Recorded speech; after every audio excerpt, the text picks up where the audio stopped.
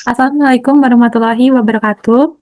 Yang terhormat Bapak Kamadi Sumanda Syafis, SE, MACC, AK, BKPCA, selaku dosen pengampu Laboratorium Komputer Perpajakan. Di sini saya, Wayani Dayani, dan rekan saya, Meninggor Esteria Silaban, akan menjelaskan mengenai tutorial pengisian SPT PPH Badan di website Traktax. Sebelumnya, kami akan menjelaskan mengenai kasus yang kami bahas, yaitu PT Wayes. Kepada Esther, saya persilahkan. Baik, terima kasih. Jadi ini adalah beberapa informasi yang berkaitan tentang PT Wayes per 31 Desember tahun 2027. Nah, informasi yang pertama yaitu adalah mengenai daftar nama pemegang saham dari PT Wayes, yaitu ada Liana selaku direktur dengan NPWP 18977865500021 dengan alamat Jalan Kamboja nomor 59 Jakarta dengan jumlah modal yang disetor yaitu sebesar 2 miliar, adapun persentasenya yaitu sebesar 36%. Yang kedua itu ada Ria dengan jabatan sebagai komisaris dengan NPWP 1008899334455572 dengan alamat Jalan Bougainville nomor 79 Jakarta dengan jumlah modal yang disetor itu sebesar 2 miliar. Nah, untuk persentasenya sendiri itu sebesar 36%. Yang ketiga itu ada Audi selaku komisaris dengan NPWP 1808996656699 dengan alamat Jalan Kertas nomor 98 Jakarta dengan jumlah modal investor yaitu sebesar 1 miliar 550 juta dengan persentasenya sebesar 28%. Dan kemudian ini adalah informasi terkait kredit pajak dari si PT Wayes. Ini adalah beberapa daftar nama perusahaan yang memotong kredit pajak dari si PT Wayes. Yaitu yang pertama ada PT Sanjaya dengan jumlah PPh yang dipotong yaitu sebesar 12 juta rupiah. Dengan NPWP-nya itu ada 18023476899900 dengan dasar pengenaan pajaknya yaitu sebesar 600 juta rupiah dengan nomor bukti potongnya yaitu 011 garing BP C23 garing 2027 dengan tanggal pemotongan yaitu sebesar tanggal 20 Agustus tahun 2027.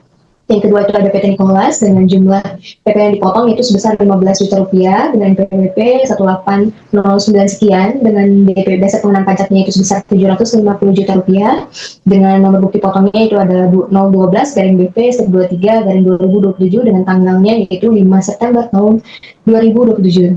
Kemudian yang ketiga itu ada PT Sari dengan jumlah PP yang dipotong adalah 17 juta rupiah dengan dasar pengenaan pajaknya yaitu sebesar 850 juta rupiah dengan nomor bukti potongnya yaitu 013 garing BP 23 garing 2027 dengan tanggal transaksinya itu 20 September tahun 2027. Kemudian ada PT Anugrah yaitu jumlah PP yang dipotong adalah sebesar 13 juta rupiah dengan dasar pengenaan pajaknya yaitu 650 juta rupiah dengan nomor bukti potong 014 garing BP strip 23 garing 2027 tanggalnya yaitu 27 Oktober tahun 2027.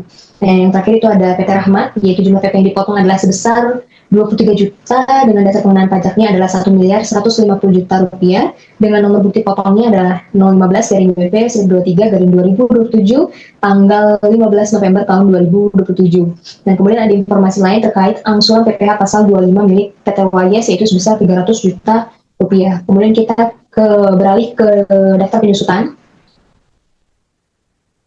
Nah, ini adalah daftar penyusutan milik PT Wayes dengan tahun pajaknya adalah tahun 2027. Diketahui di sini jumlah penyusutan secara komersial di tahun 2027 yaitu sebesar 1 miliar 584 juta 250 ribu.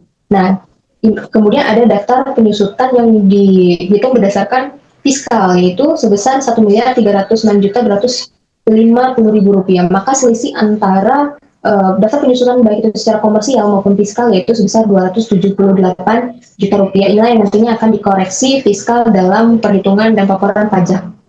Kemudian kita beralih ke laporan posisi keuangan. Ini adalah laporan posisi keuangan milik PT Wayes. Di sini diketahui adapun total aset yang dimiliki oleh PT Wayes adalah sebesar 17 miliar 875 juta 430 ribu, yaitu kemudian ada total liabilitas milik PT Wayes ini ada sebesar 7 miliar 932 juta 880 ribu dan total ekuitasnya yaitu adalah 9.942.550.000, sehingga ditotalkan antara total liabilitas dan total ekuitas yaitu sebesar 17.875.430.000. Kemudian di dalam laporan posisi keuangan itu terdapat informasi terkait rugi fiskal tahun berjalan, yaitu rugi fiskal di tahun 2026 yaitu sebesar 130.700.000. Kita beralih ke laporan laba rugi. Ini adalah laporan laba rugi milik PT WIS. Diketahui penjualan bersih milik PT WIS ini adalah sebesar 54.985.000.000 dengan total HPP yaitu sebesar 21 miliar, maka laba kotor yang diperoleh yaitu sebesar 33.985.000.000.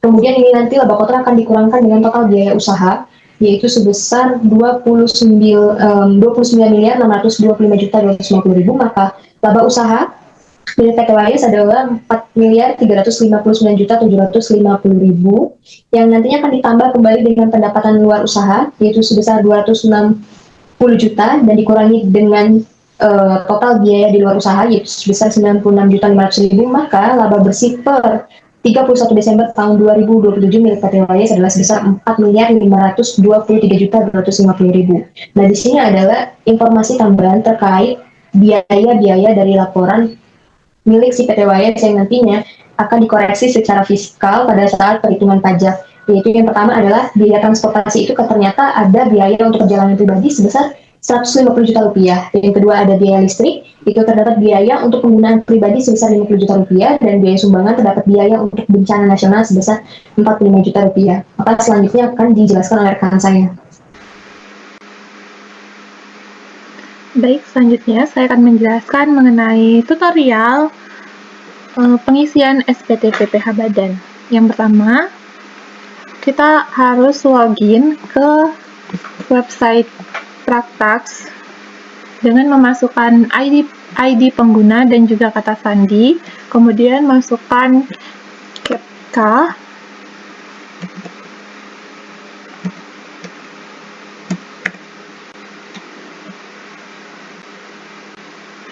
di sini kita gunakan kita gunakan akun wajib pajak sebagai company. Selanjutnya masuk ke SPT.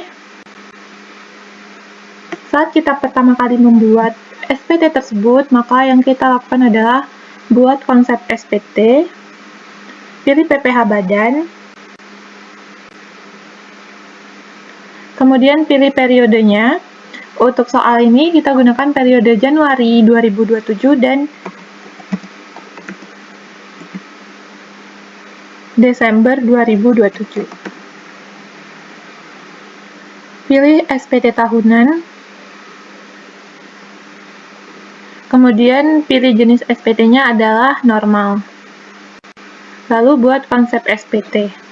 Karena dalam kasus ini kami sudah mencoba membuatnya dan sudah kami laporkan.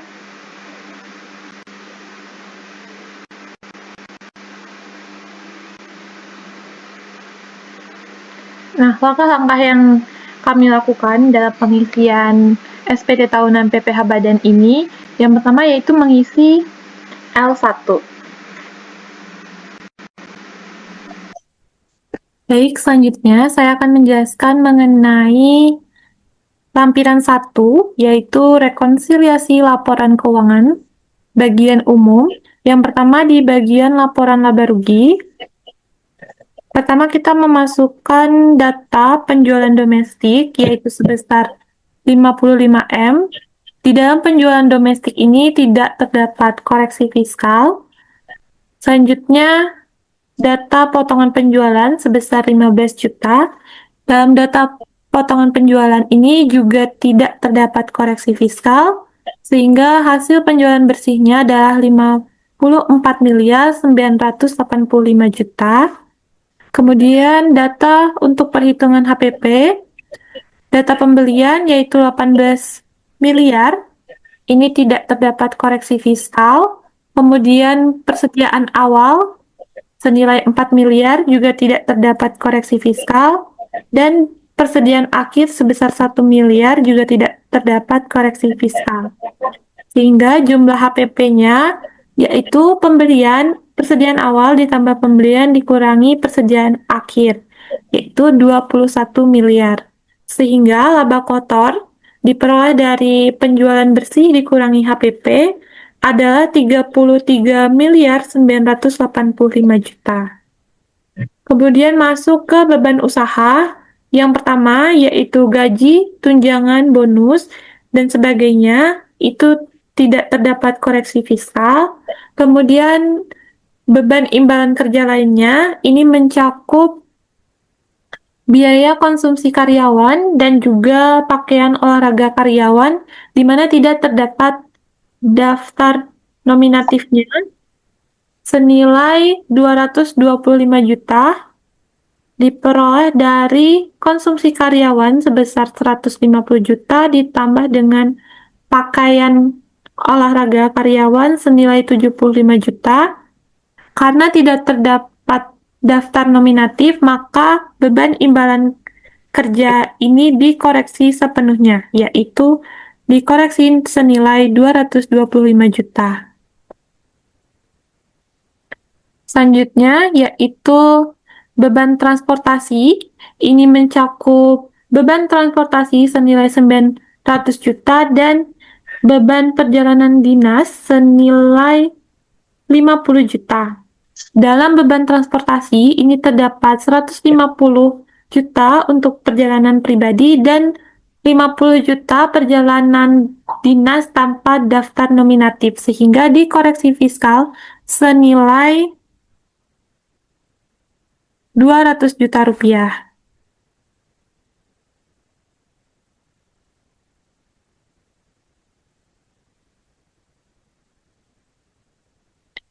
Kemudian beban sewa, yaitu terdiri dari biaya sewa untuk kantor dan juga biaya sewa untuk kantor cabang, di mana kantor cabang ini memiliki NPWP tersendiri, sehingga beban sewa untuk kantor cabang ini harus dikoreksi positif senilai 200 juta.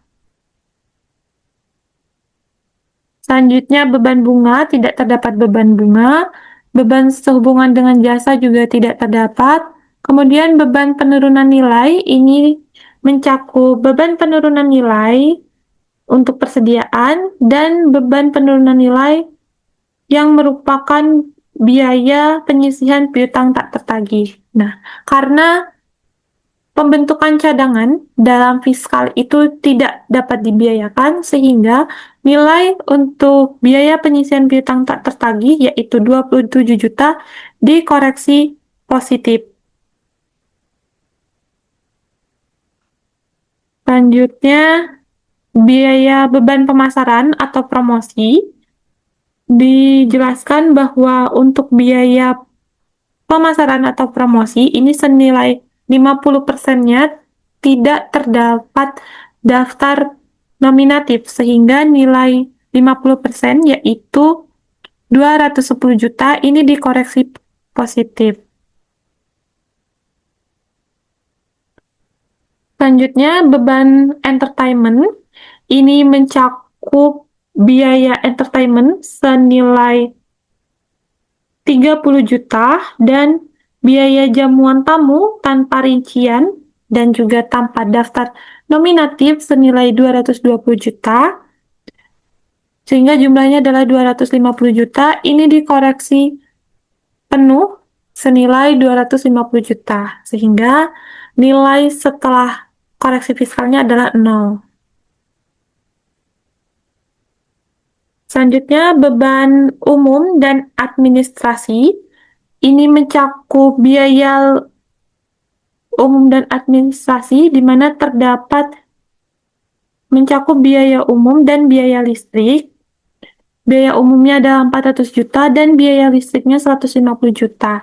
Dan di dalam biaya listrik itu terdapat penggunaan pribadi senilai 50 juta sehingga dikoreksi fiskal positif senilai 50 juta. Sehingga nilai fiskal setelah koreksi fiskal itu ada 500 juta.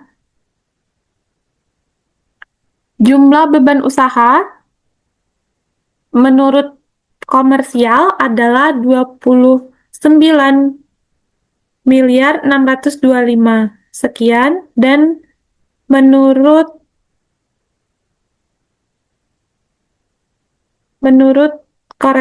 setelah koreksi fiskal itu adalah 28.146 juta.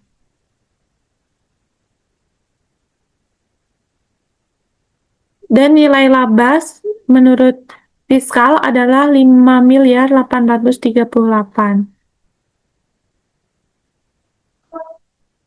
Selanjutnya masuk ke pendapatan usaha. Yang pertama yaitu keuntungan atas penjualan aset tetap senilai 150 juta. Ini tidak dikoreksi fiskal dan juga tidak terdapat nilai yang merupakan PPh final. Kemudian yang kedua, pendapatan bunga ini mencakup bunga deposito dan juga bunga tabungan, di mana keduanya merupakan pendapatan yang dikenakan PPh final, sehingga nilai fiskalnya adalah 0 karena tidak diperhitungkan kembali untuk dalam perhitungan PPh badan. Begitu juga pendapatan non-usaha lainnya, ini ada pendapatan sewa ruko yang merupakan PPh final juga, sehingga dalam perhitungan PPh badan ini tidak diperhitungkan lagi. Total pendapatan non-usaha menurut komersial itu adalah 260 juta, sedangkan menurut fiskal itu adalah 150 juta. Selanjutnya masuk ke beban non-usaha. Yang pertama yaitu sumbangan. Dalam nilai sumbangan ini senilai 30 juta rupiah itu merupakan sumbangan duka, dan senilai 45 juta yaitu pendapatan bencana nasional, di mana sumbangan untuk bencana nasional ini dapat dibiayakan, sehingga yang dikoreksi positif itu hanya senilai 30 juta rupiah yaitu untuk sumbangan duka. Selanjutnya adalah kerugian selisih kurs, ini tidak dikoreksi. Dan yang terakhir adalah beban non-usaha lainnya, ini mencakup beban untuk pemeliharaan ruko, karena beban ini dikeluarkan untuk mendapatkan pendapatan final, maka beban ini tidak dapat dibiayakan, sehingga harus dikoreksi positif senilai 15 juta. Terakhir, laba rugi sebelum pajak menurut komersial itu adalah 4,5 M, dan menurut fiskal itu adalah 5,9.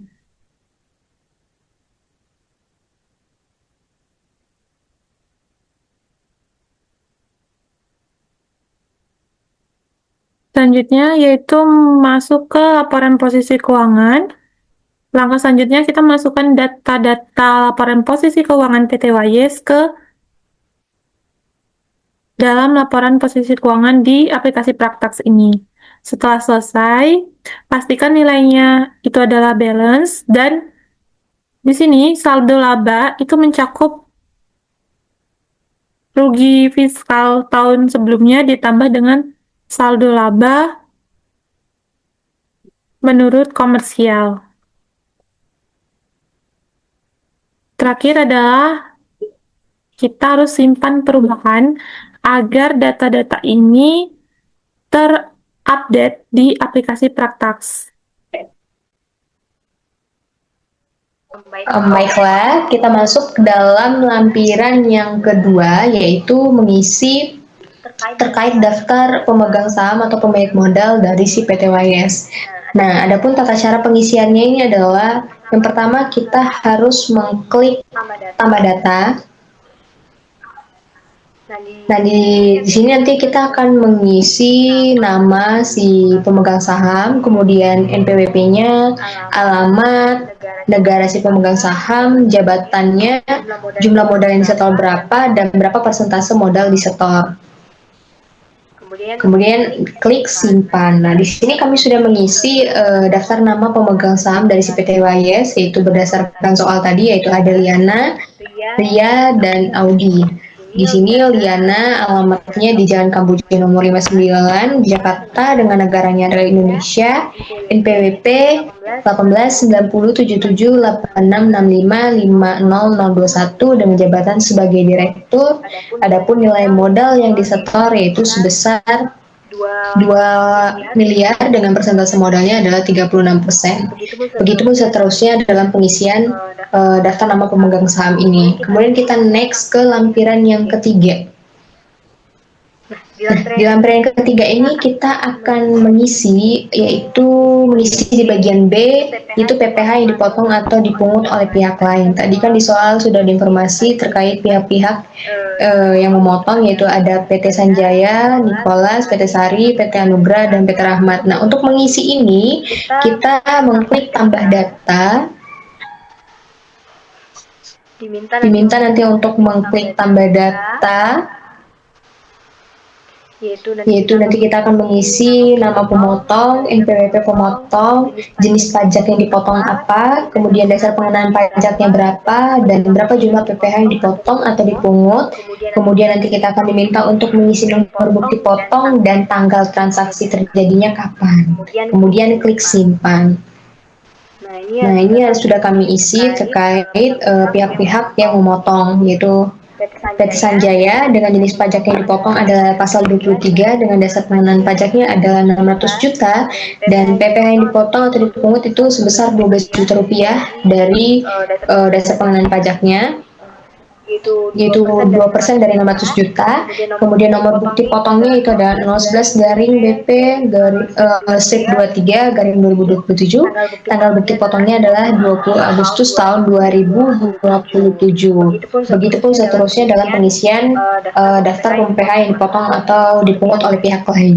Selanjutnya akan dijelaskan oleh rekan saya. Baik, selanjutnya kita masuk ke lampiran 4. Di sini kita mengisi data penghasilan yang dikenakan PPh final. Sama seperti lampiran 2 dan 3, caranya yaitu tambah data. Di sini kita akan diminta untuk mengisi NPWP pemotong, kemudian nama pemungut, kode objek pajak, dasar pengenaan, tarif, dan PPh terutangnya. Untuk PPh terutangnya nanti akan terhitung otomatis dari dasar pengenaan dikali dengan tarifnya. Di sini, PT Wayes memiliki 3 penghasilan yang dikenakan PPh final. Yang pertama yaitu dengan kode objek pajak persewaan tanah dan bangunan untuk pendapatan sewa ruko senilai 75 juta dengan tarifnya itu 10% sehingga PPh terutangnya adalah 7.500.000. Kemudian yang kedua yaitu untuk pendapatan bunga deposito dengan dasar pengenaannya yaitu 20 juta dengan tarif 20%, dan yang terakhir untuk bunga tabungan senilai 15 juta dengan tarifnya itu 20%, sehingga total dasar pengenaan pajak atas penghasilan yang dikenakan PPh final yaitu 110 juta dan jumlah PPh terutangnya adalah 14.500.000. Selanjutnya masuk ke lampiran 7. Di lampiran 7 ini kita mengisikan mengenai kompensasi kerugian fiskal yang dapat digunakan untuk mengurangi penghasilan kena pajak. Di sini kita isi di tahun 2026 senilai 130.700.000. Jangan lupa simpan perubahan. Selanjutnya kita masuk ke lampiran induk. Di sini tahun pajaknya adalah 2027 dengan status normal dan periode pembukuan Januari sampai dengan Desember. Metode pembukuan yang kita gunakan yaitu pembukuan Statso akrual. Kemudian kita jawab pertanyaan-pertanyaan berikut. Apakah laporan diaudit oleh akuntan publik? Jawabannya tidak. Kemudian menerima atau memperoleh penghasilan usaha dengan peredaran bruto? Itu iya.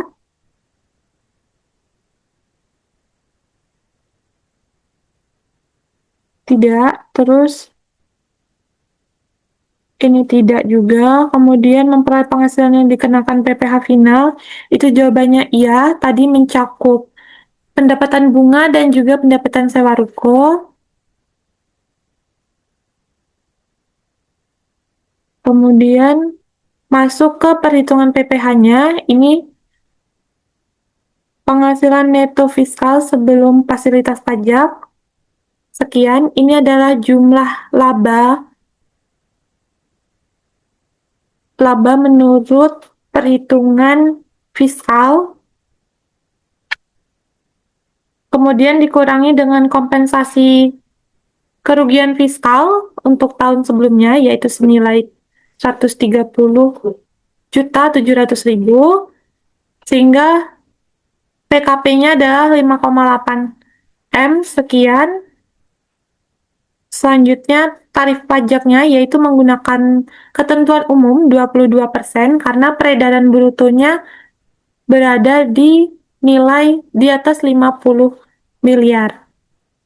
Kemudian diperolehlah PPh terutangnya adalah 1.277.000.000 sekian.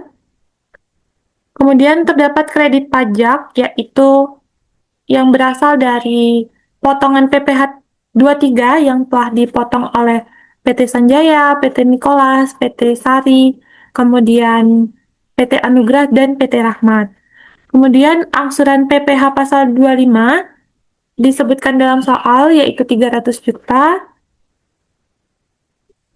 sehingga PPh yang kurang bayar itu adalah 897.441.000.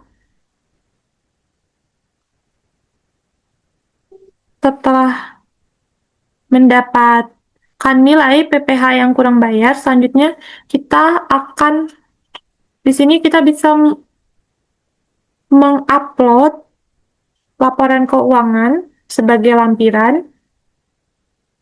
Setelah diupload, kemudian kita bisa melakukan pembayaran dan juga pelaporan. Ini dicentang dan di sini diisi jabatan, misalnya sebagai direktur.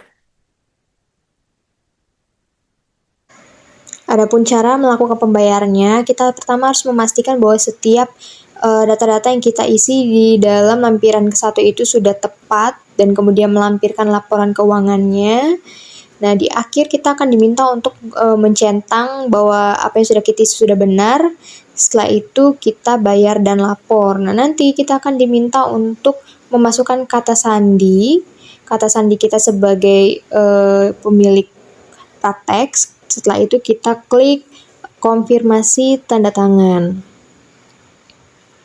Nah, setelah kita mengklik konfirmasi tanda tangan, nanti kita akan masuk kembali ke SPT. Nah, di sini ini adalah bentuk dari SPT yang sudah kita laporkan dan sedang dalam tahap menunggu pembayaran.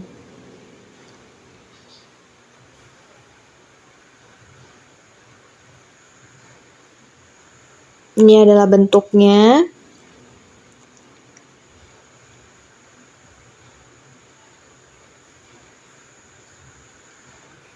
Kemudian kita masuk ke dalam menu pembayaran dan pilih daftar kode billing yang belum dibayar. Nah, itu adalah jumlah yang harus kita bayar, kemudian klik bayar dan pilih bank yang kita pilih untuk membayar. Menunggu proses pembayaran. Setelah itu, setelah sudah bayar, kita masuk kembali ke menu SPT dan di sini kita klik SPT dilaporkan. Nah, ini adalah bentuk dari SPT PPh Badan yang sudah kita laporkan. Kemudian kita dapat mendownload bentuk laporan dari SPT PPh Badan yang sudah kita laporkan.